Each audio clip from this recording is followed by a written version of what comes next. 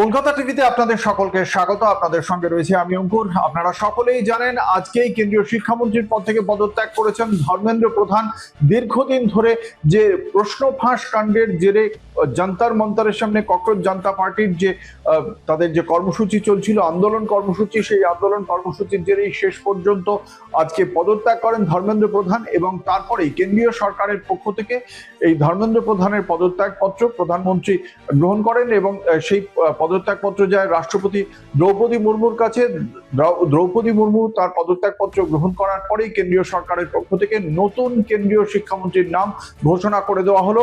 আগামী দিনে নতুন কেন্দ্রীয় শিক্ষামন্ত্রী হতে চলেছেন প্রহ্লাদ যোশী। কর্ণাটকের যিনি ধারবারের সাংসদ, অন্তত 5 বার তিনি জিতে এসেছেন।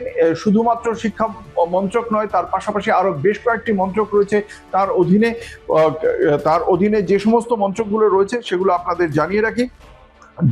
নতুন এবং নবায়নযোগ্য শক্তি, যে সমস্ত শক্তি অপ্রচলিত শক্তি, সেগুলোকে রিনিউয়েবল এনার্জি যাকে বলা হয়, সেই রিনিউয়েবল এনার্জি মিনিস্ট্রি যেমন তিনি দেখছেন, খাদ্য এবং গণবন্টন দপ্তরের দায়িত্ব পালন করছেন তিনি। 5 বারের সাংসদ। এর আগে তিনি কেন্দ্রীয় কয়লা, খনি এবং সংসদ বিষয়ক মন্ত্রী হিসেবেও দায়িত্ব পালন করেছেন।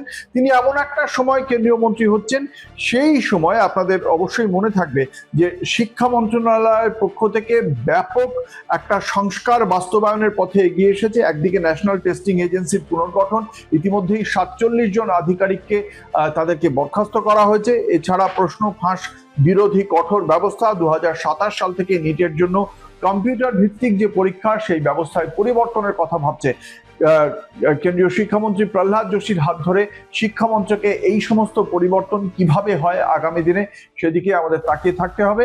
এবং এছাড়া অন্যান্য খবরের জন্য অবশ্যই দেখতে থাকুন কলকাতা টিভির রাত দিন সাথে।